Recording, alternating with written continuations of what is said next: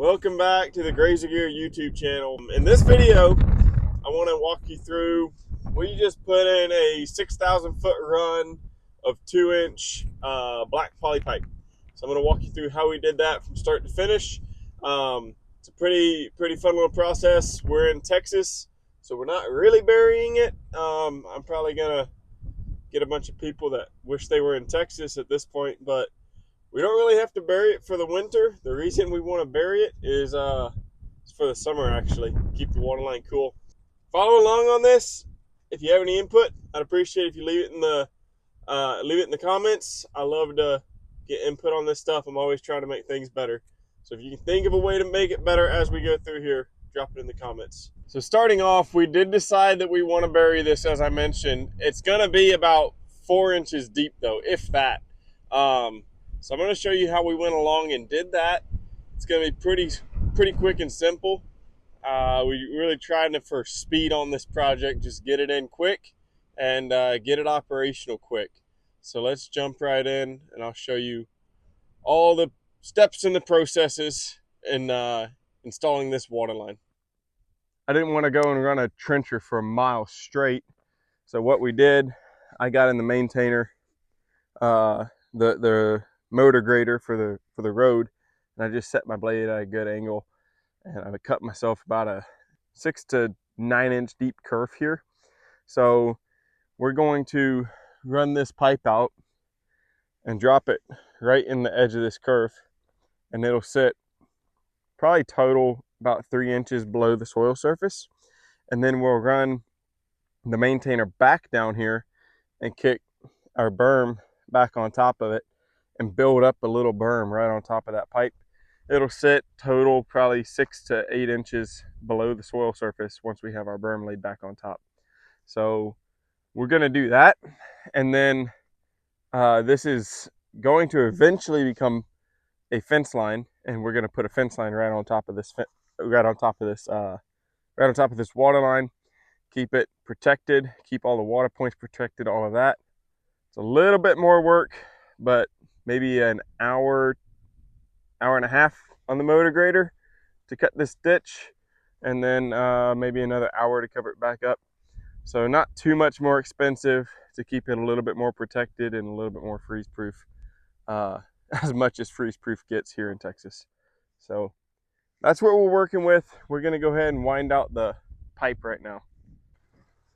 So we don't have a layout trailer, so the way we do this, we've got a spool trailer here, and got the intern down running out pipe. She's just driving real slow, and I'm standing here cutting all this strapping off.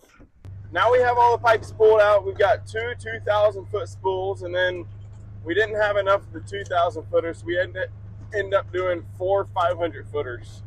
So we have to go back and put couplings on all of these junctions.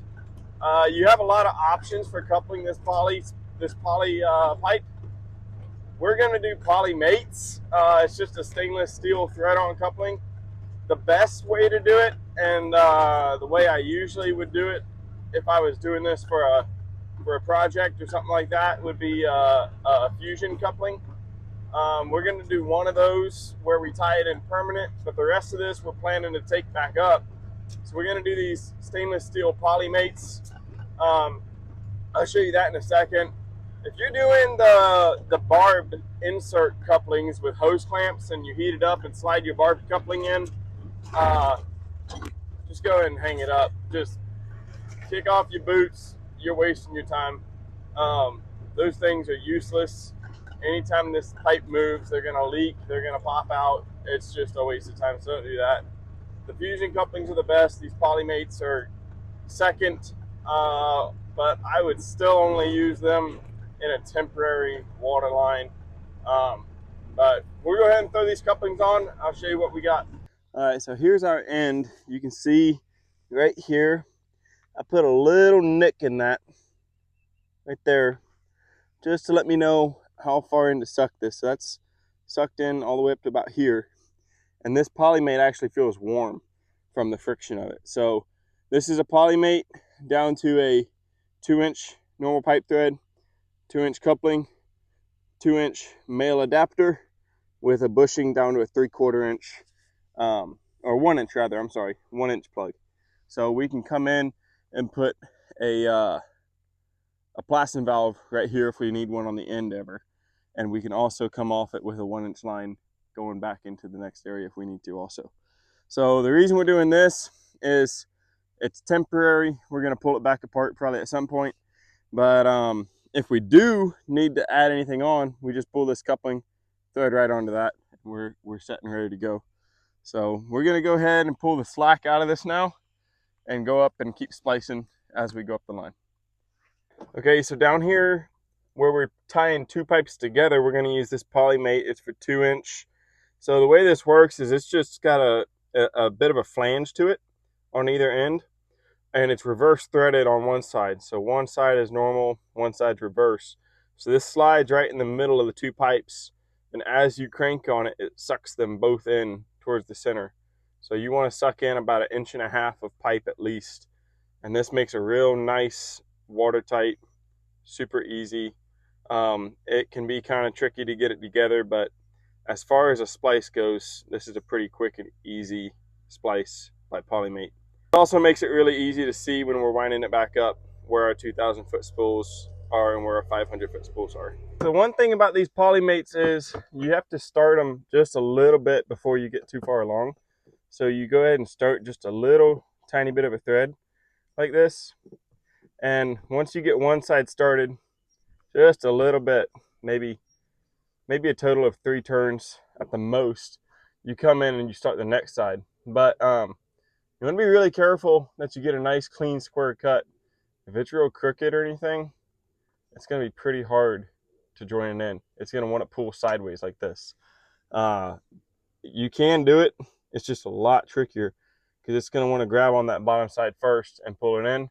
Whereas if I try to thread it on square, it's going to cut at an angle, and then you're just going to strip out your poly pipe.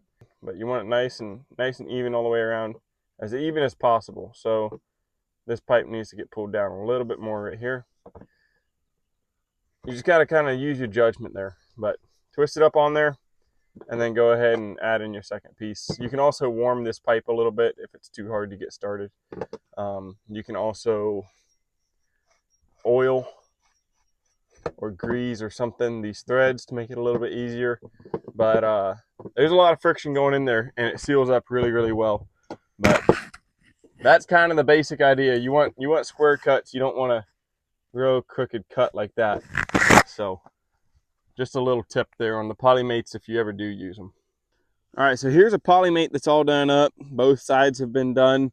As you turn this clockwise, it pulls one side in that is threaded normally, or whatever, clockwise, counterclockwise, same thing.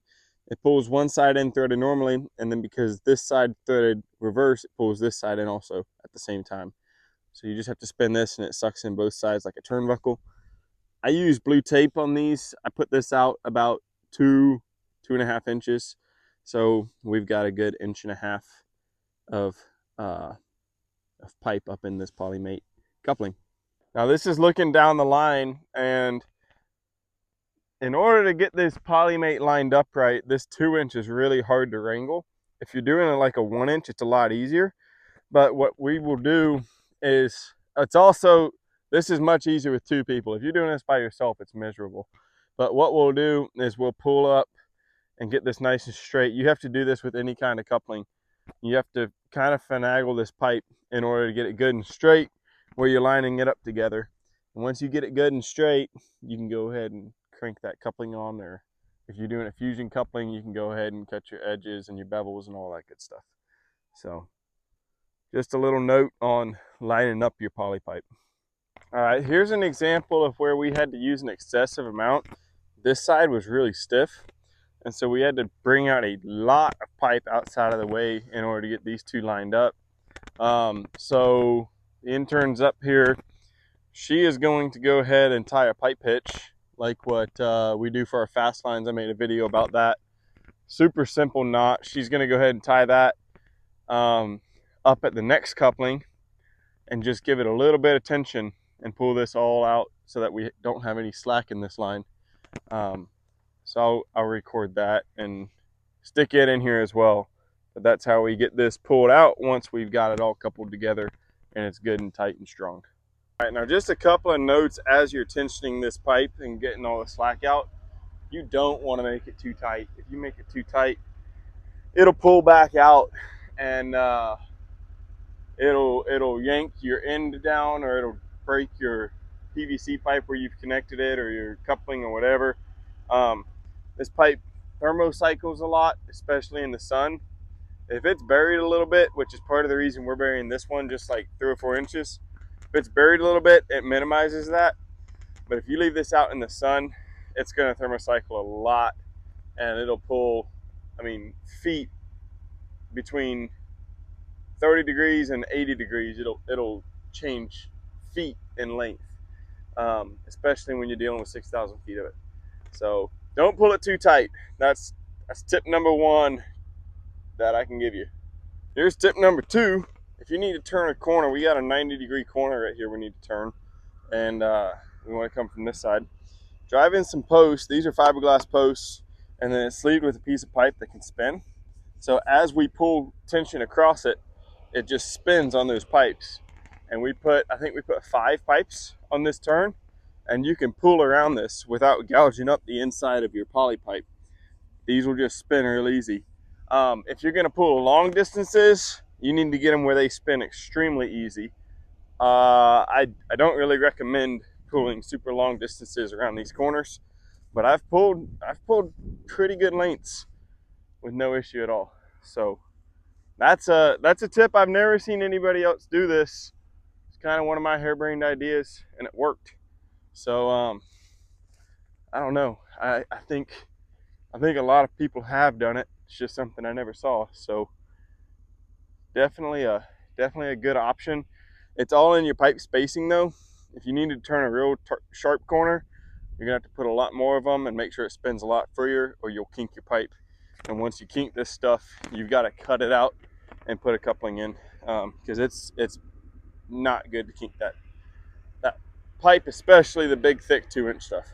Okay, well I think that's everything for couplers. So now I wanted to show you where we put these Plassons in at. I showed you this in my other video as well with the water trough.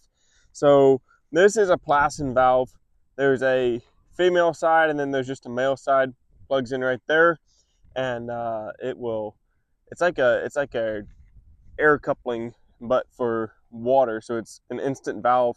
As soon as you plug that in, it opens up, and you can use it to tie troughs in. You can use it for anything. We use it for our mobile trough system almost exclusively. We almost only use these Plasson valves. But the way we connect it to this 2-inch line, we get these saddle clamps. These are stinking useful. Otherwise, you would have to put a coupling in, take it to PVC, then turn it back into the Plasson, then put another coupling in, transfer it back to poly. So these, all you have to do is drill a hole. So right here, there's an O-ring that sits around the bottom of this Plasson, and then when you put this on, you can put it on and clamp it on, and then drill a 1/2-inch hole down through it. Or what I do is I come and I take a pipe, I clean it all up so there's no dirt or anything, and I drill, I think it's a full 3/4-inch hole. I drill a hole through, and then I take and I line up that O-ring and the clamp and set it on top. So once you do that, you have just full flow all the way through there, whereas if you had taken it down to 1/2-inch, you've restricted it to 1/2-inch now. It just gives you a tiny bit extra, and it's no extra work. So that's how we do it. And then they just clamp on with 4 bolts, 2 on either side. I have never had one of these slip or come off or break.